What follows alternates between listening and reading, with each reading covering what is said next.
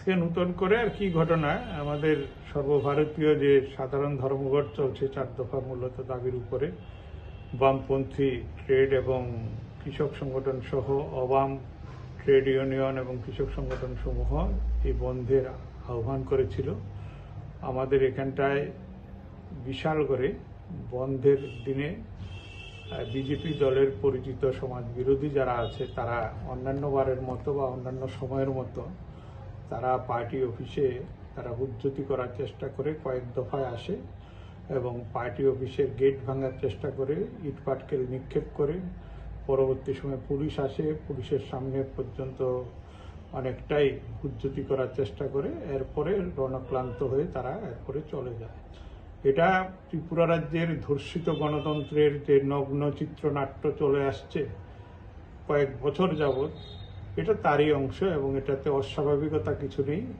মাননীয় মুখ্যমন্ত্রী যদি এগুলি দেখেন তাহলে ভালো, কারণ ওনার বিভিন্ন কথায় মানুষ আশ্বস্ত হওয়ার চেষ্টা করে কিন্তু ব্যর্থ হয়, মানুষ আশাহত হয় যখন মাননীয় মুখ্যমন্ত্রীর কথা এবং বাস্তবে মিল থাকে না।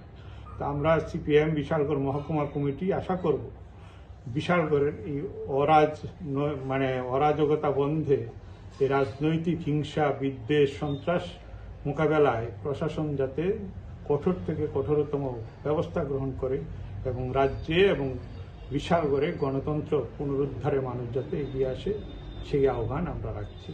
বিভিন্ন জায়গায় বামেদের তরফে পিকেটিং লক্ষ্য করা গেলেও বিশালগড়ে তেমন কিছু লক্ষ্য করা যায়নি।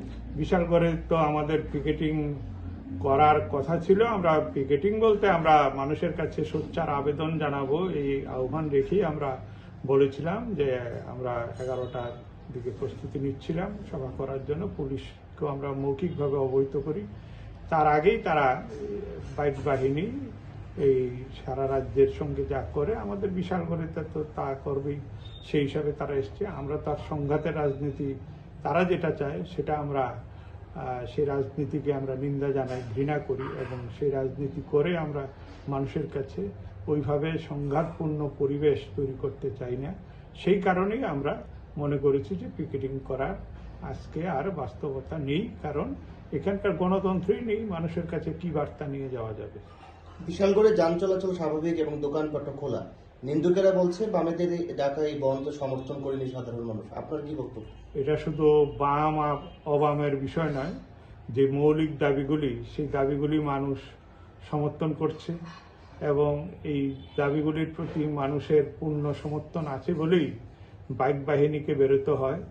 এই দাবিগুলির প্রতি মানুষের নৈতিক সমর্থন আছে বলেই অফিস টিলা বাজার যেমন একটা উদাহরণ, যে আজকে সাপ্তাহিক বন্ধ তারা এমনিতেই রাখে প্রতি বৃহস্পতিবার, তাকে খোলা রাখার জন্য বাধ্য করা হয়।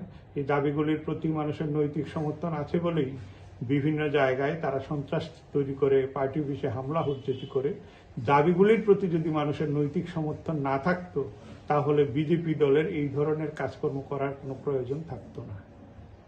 বিশালগড়ে বন্ধের কোনো প্রভাব পড়েনি।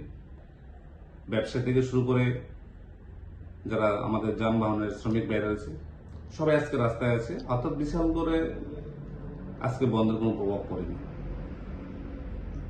এই সিপিএম এর তরফ থেকে বন্ধকে কেন্দ্র করে একটা অভিযোগ করা হয়েছে যে সিপিএম পার্টি অফিসে নাকি বিজেপির তরফ থেকে হামলা করা হয়েছে। বিষয়টাকে আপনারা কিভাবে দেখছেন, কি বলবেন? আসলে বিষয়টা অন্যরকম। বিষয়টা হলো আজকে অফিস টিলা সাপ্তাহিক বন্ধ, কিন্তু মানুষ এই বন্ধের বিরুদ্ধে। আজকে দেখেন সব দোকানপাট খুলেছে। আমরা যতটুকু শুনেছি এদের দলের লোকই এর প্রতিবাদ করেছে, বন্ধ এদের দলের লোকই অনেকে সমর্থন করেনি। তাদের মধ্য থেকে কেউ না কেউ এই কাজ করেছে। আমাদের দলের কেউ এই কাজের সাথে যুক্ত নেই, কারণ বিশাল করে মানুষ সবাই এর প্রত্যাখ্যান করছে, এর বিরোধিতা করেছে। এখানে আমাদের দলের কোনো বিষয় নেই তাদের পার্টি অফিসে যাওয়ার, এটা তাদের নিজস্ব ব্যাপার, তাদের দলের অন্তঃকোণ দল। আমার মনে হয় এটা এমন। বাজারে যান চলাচলের কি পরিস্থিতি?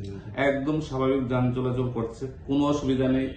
আপনাদের ল্যান্সে ধরা পড়েছে, বিশালগড়ের সব দোকানপাট খোলা, যানবাহন চলছে, কোনো অসুবিধা নেই, একদম স্বাভাবিক। কোনো অফিস আদালত কি বন্ধ রয়েছে? না, স্কুল, কলেজ, অফিস, আদালত সব বিশালগড়ে খোলা। বিশালগড়ে বন্ধের কোনো প্রভাবই পড়েনি।